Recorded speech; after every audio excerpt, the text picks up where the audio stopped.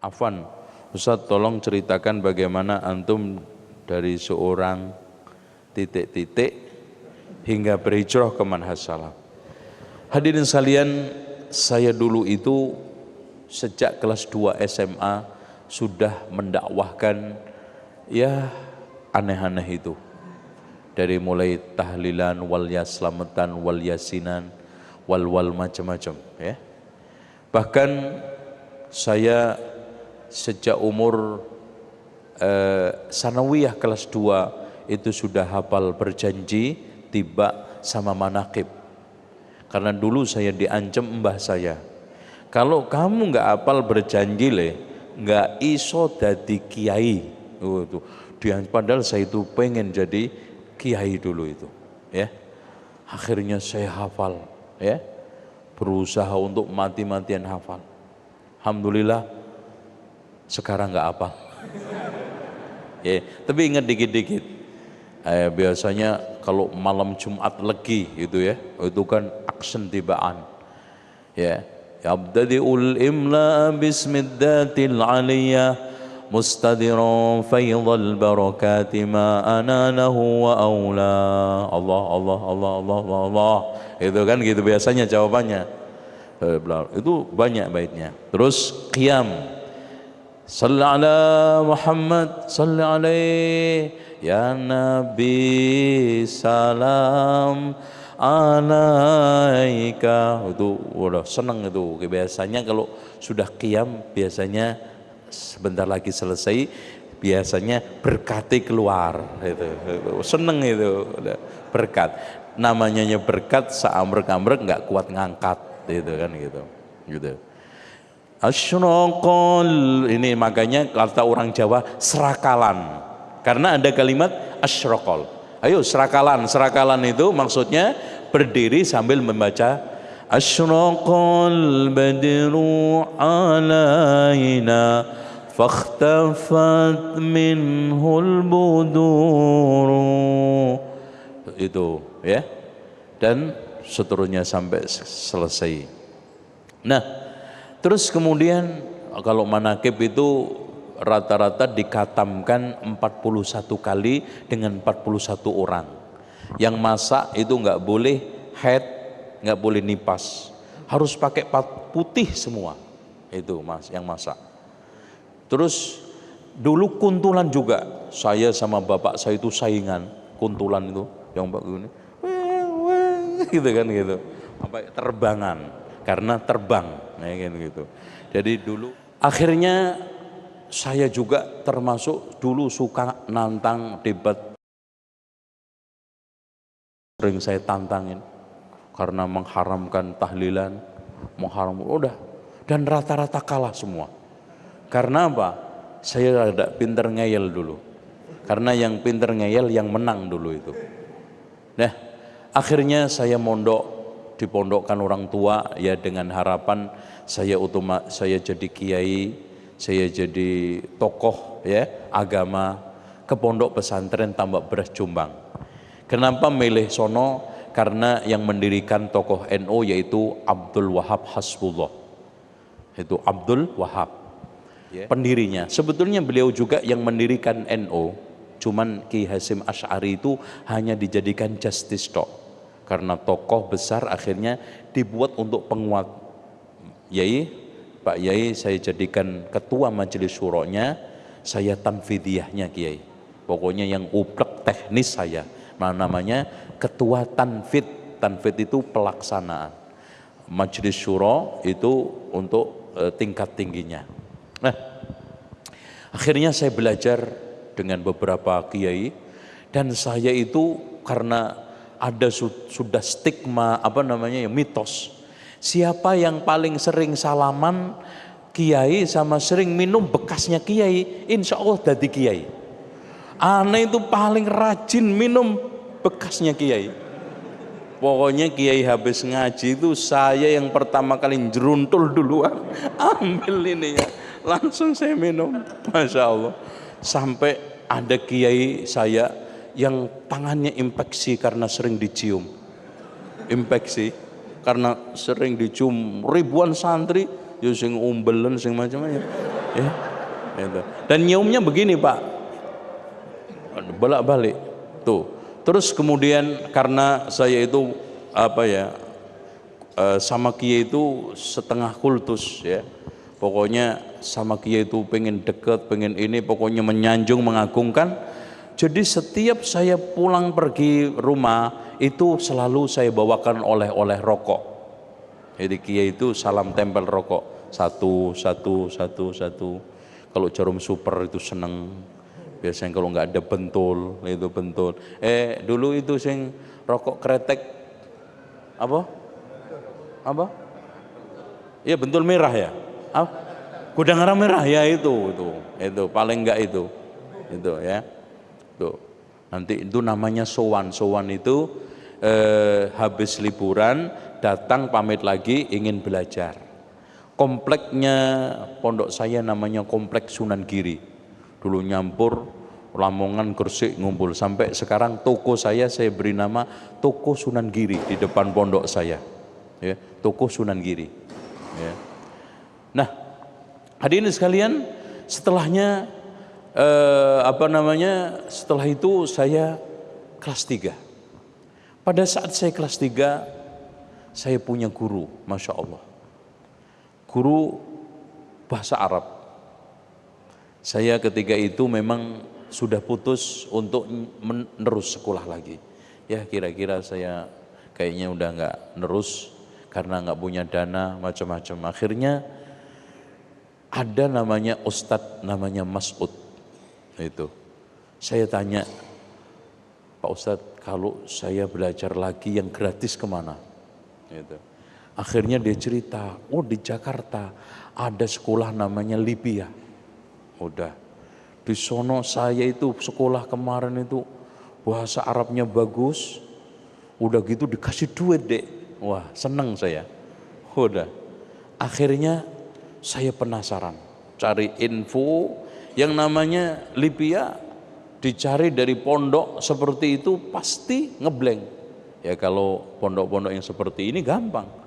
Gimana caranya untuk dapat informasi ini? Nah, si Ustadz ini saya kejar terus, bilang katanya di sana ada sudah yang lulusan tamak beras itu sekolah ke sana. Akhirnya saya cari ketemu. Alhamdulillah mulai di sana belajar, ya diterima, dan ketika itu saya masih ngerokok. Sampai saya melihat pengumuman penerimaan itu sambil ngerokok di papan itu. Saya ditegur sama yang sudah tingkat tinggi syariah. Ente mau masuk Libya ngerokok? Cuek aja saya. Ente tahu apa ibarat gitu kan. Udah saya singkat. Karena saya meyakini rokok itu halal. Ya. Akhirnya saya mulai belajar. Saya mendapatin keanehan yang ditakutkan oleh para kiai sudah mulai nampak. Hati-hati tapi kalau ke sana, karena sebelum saya sekolah pun datang ke kiai semua, saya pamitin, saya sowanin ya. Pak Yai, saya mau nerus ke Jakarta begini. Wes hati-hati, jikiin duite bahasa Arabe, ojo akidai. Bahaya ya. Itu pesennya. Karena begini. Apalagi di dalam buku itu ada 3 aliran sesat yang harus diwaspadai dan tokohnya. Khawarij tokohnya Ibnu Taimiyah, Rafidhah tokohnya Ibnu Qayyim, Wahabi tokohnya Muhammad bin Abdul Wahab. Sing rodok cocok yang terakhir itu loh. Itu. Akhirnya setelah itu kok begini, hampa rasanya, perang batin Pak. Yang dulu begini, yang dulu terus. Tapi saya nggak mau terpaku pada yang dulu. Akhirnya saya paling sering debat di sekolah. Guru mengajar akidah paling hafal saya. Sebelum selesai pengajaran sudah ditebak dulu. Paling yang nanya Zainal Abidin ini nanti. Itu sudah ditebak duluan. Gitu. Dan pernah saya itu dikeluarin dari kelas, ngeyel. Jadi eyelan dulu masih ada. Kan di salah satu dosen mengatakan makanan selamatan itu haram. Syekh, Makanan selamatan itu apa? Beras kan, buah-buahan, daging sapi, daging kambing. Haramnya dari mana? Anaknya ya. Ada nggak dalil haramnya daging babi? Ada nggak dalilnya haramnya buah-buahan? Kayaknya dia nggak jawab dulu, saya disuruh keluar, ya. Terus saya nggak patah arang sampai akhirnya masuk takmili, masuk syariah. Terus kemudian ada daurah-daurah dari Saudi, saya ikutin terus, ya. Penyempurnaan demi penyempurnaan. Daurah pertama saya isbal, Pak. Ditegur, ente isbal finnar ini. Waduh, dinerakain saya. Masya Allah. Ini belum apa-apa, neraka. Itu. Udah, akhirnya anak dialog, kalah. Dalil-dalilnya ini. Akhirnya mikir, jangan-jangan bener ini. Akhirnya saya coba untuk kaji terus. Iya ya, Rasulullah mengatakan finnar, tapi kiai saya dulu kenapa isbal semua? Nggak isbalnya cuma sarungan. Kalau sarungan nggak isbal mereka, pada cingkrang memang. Semua kiai kalau sarungan sunnah semua, iya cingkrang.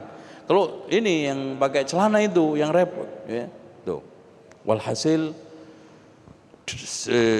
materi demi materi pengamalan, apalagi ketika kos, saya tiap hari dialog sama kakak kelas saya tentang tahlilan, yasinan, selamatan, tiap hari dijelek-jelekin, mangkel saya terus terang, Pak. Dan saya ya wajar, ya saya wajar aja kalau ada teman-teman sekarang seperti itu, ya nggak jauh-jauh seperti saya. Saya itu seperti ini kan di Libya aja 7 tahun, Pak. Itu tiap hari. Bagaimana yang nggak sama sekali? Yang ngaji cuma sebulan sekali. Ya butuh 50 tahun. Itu baru ngeh tahlilan nggak boleh, itu kan? Akhirnya kok seperti ini ya yang benar. Alhamdulillah. Cuman Pak, yang tidak diketahui siapapun, saya harus keluar dari dunia perdukunan. Selama 3 tahun saya perang dunia lain. Maaf, dunia lain itu saya kalau tidur nggak pernah bisa les, tapi nggak pernah melek, selalu ada aja. Itu sampai 3 tahun, ngeluarin ini, ruqyah ini, tapi nggak pernah ada orang yang tahu, ya. Dan orang dekat pun, termasuk orang tua saya, ya. Karena dulu saya mulai merdukun itu kelas 2 SMA. Karena dukun itu menjadi alat bagus untuk dakwah sambil dukun gitu loh, Pak. Itu kan kayak wali songo, jadi kan hebat gitu loh. Kan sambil dakwah bisa ngobatin orang, megang tok aja ngelune hilang, itu kan gitu. Masya Allah, seneng orang. Akhirnya hilang lepas, saya mendapatkan panggilan untuk melanjutkan sambil dakwah ke Riyadh, katanya bisa ketemu Syekh bin Baz. Saya membayangi Syekh bin Baz itu kayak apa, ya. Ya Allah, nanti bisa ngaji enggak itu. Akhirnya bulan pertama, kedua mulai bisa ketemu ngaji di rumahnya. Ya, Masya Allah, ternyata tidak saya bayangkan. Tak kira wonge gede, terus gagah, susah untuk ditemui dan menjaga jarak. Ternyata Masya Allah di rumahnya, ya, beliau dalam keadaan buta. Saya lihat subhanallah surbannya sudah sangat jelek, ya. Bajunya pun sangat sederhana. Dan yang lebih membuat kita tertarik, ya Allah ini benar-benar ulama nih, makan bareng sama kita. Jadi yang ngasih makan beliau, ya, gelar gitu. Di ngaji itu ada 2 term, ya. Habis sholat Jumat beliau dengar khutbah dulu, khutbah rekaman, terus kemudian ngaji. Setelah ngaji sholat asar, habis itu makan. Habis sholat asar ngaji lagi sampai menjelang maghrib. Terus begitu di rumah.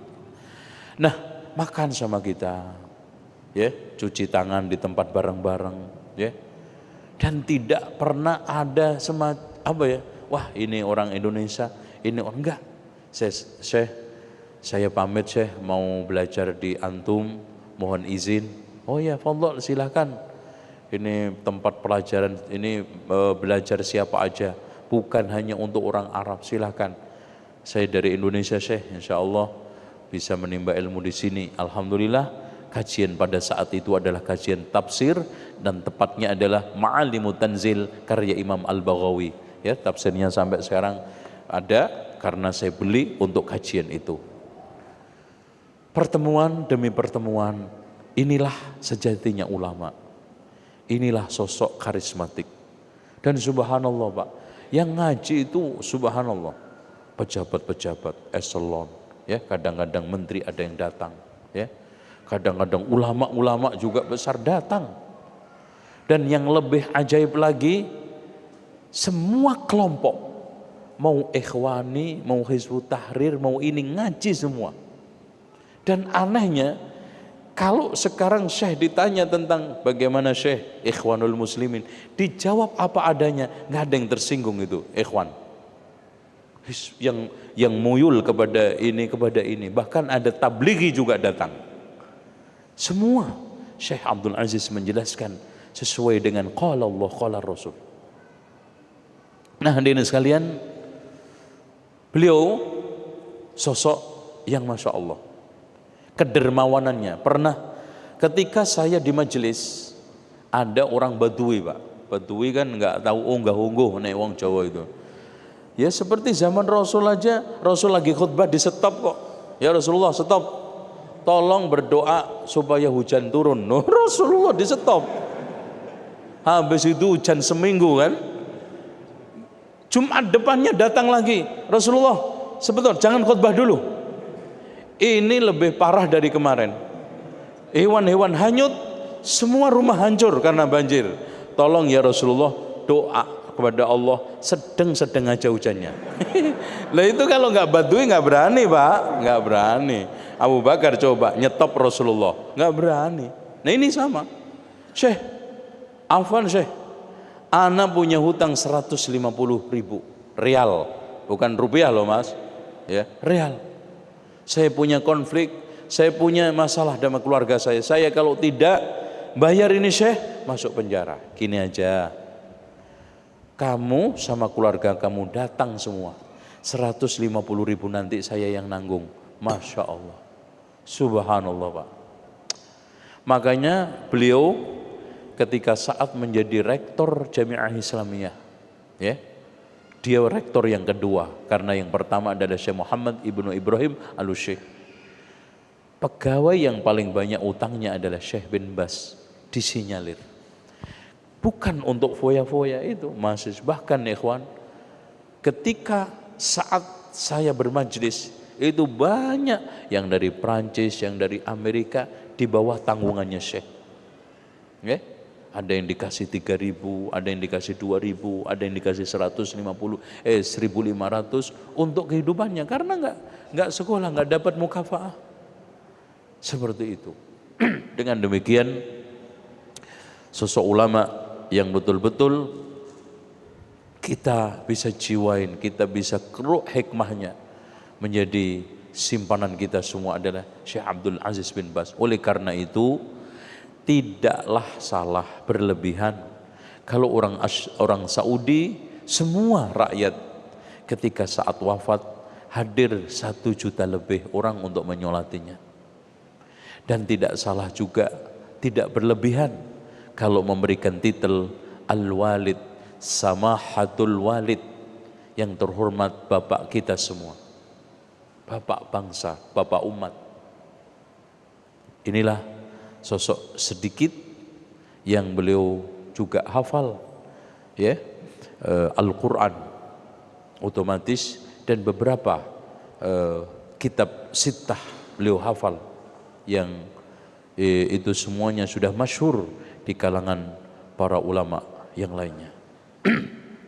Dan beliau adalah ulama yang sangat lapang dada terhadap khilafiyah, sangat berani untuk mengakui kesalahan.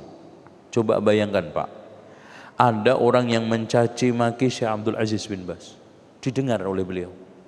ketika sakit parah dikunjungin. Mencaci makinya apa? Apaan? Syekh besar, kitabnya kecil-kecil. Ya, kitabnya Syekh bin Baz itu nggak ada yang besar, kitabnya kecil-kecil. Apa jawaban beliau ketika kunjungan? Fulan, kamu saya dengar katanya mengatakan begini begitu, apa betul? Masya Allah. Klarifikasi juga, nggak nuduh. Kemudian setelah itu, benar wahai Syekh, wahai Fulan, ketahuilah ulama yang ngarang kitab gede-gede untuk talabul ilmi itu sudah banyak. Yang orang-orang awam ini jarang saya tuliskan untuk mereka. Antum lihat kitabnya mereka semua orang awam. Al-kahana, sihir dan perdukunan, kecil. 3 masalah sifat salat, toharoh, ini Masya Allah. Ini Syekh Abdul Aziz bin Baz rahimahullahu ta'ala. Semoga Allah subhanahu wa ta'ala menempatkan beliau pada tempat yang mulia. Dan itulah yang mengilhami keagamaan saya sedikit dan memberikan suatu pencerah dakwah saya. Walaupun saya tidak mengaku sama sekali murid, ya, sama sekali. Saya hanya pernah ketemu, dan pertemuan itu saya hanya berharap menjadi saksi nanti di hari kiamat untuk saya, membela saya. Kalau murid, Masya Allah Pak, murid itu butuh ini. Tapi pernah ketemu sama beliau, sama Syekh Abu Bakar Al-Jazairi, juga Syekh Abdullah ibn Jibrin. Cuman Syekh Utsaimin belum sempat ketika itu. Alhamdulillah, masyayikh 3 ini yang banyak, terutama Syekh Abdul Aziz bin Baz, memberikan pengarahan sehingga saya semakin yakin terhadap manhaj yang mulia ini. Dan akhirnya saya lebih berani tegas untuk meninggalkan, bukan hanya saja meninggalkan, mengajak teman-teman. Bukan hanya itu aja, saya berusaha semaksimal mungkin menunjukkan taubat saya dengan menjelaskan tradisi-tradisi yang menyimpang, walaupun tantangannya berat sekali, ya.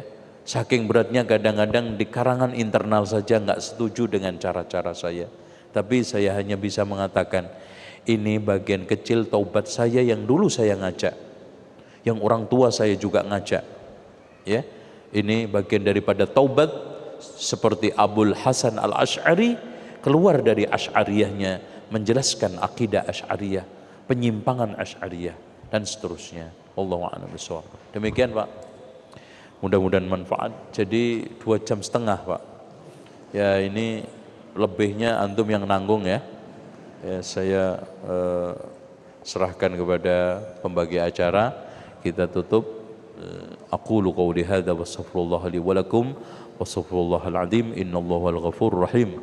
Wassalamualaikum warahmatullahi wabarakatuh.